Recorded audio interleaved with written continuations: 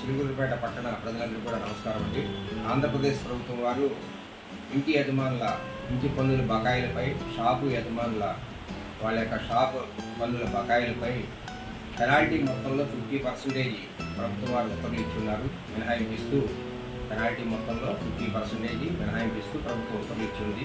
కాబట్టి ఇంటి యజమానులు అలాగే షాపుల యజమానులు వారికి ఉన్న ఇంటి పన్ను బకాయిలు, షాపుల పన్నుల బకాయిల మీద ఏక మొత్తంలో చెల్లించినట్లయితే వెంటనే వారికి 50% రాయితీ పొందవచ్చును. ఈ అవకాశం మార్చి 31, 2026 వరకే ఉంది. కాబట్టి ఇంటి యజమానులు అలాగే షాపుల యజమానులు వారి యొక్క ఇంటి పన్ను బాకీలను, షాపు పన్నుల బాకీలను వెంటనే చెల్లించి పురపాలక సంఘానికి మీ వంతు సహాయ సహకారం అందించవలసిందిగా కోరుతున్నాము.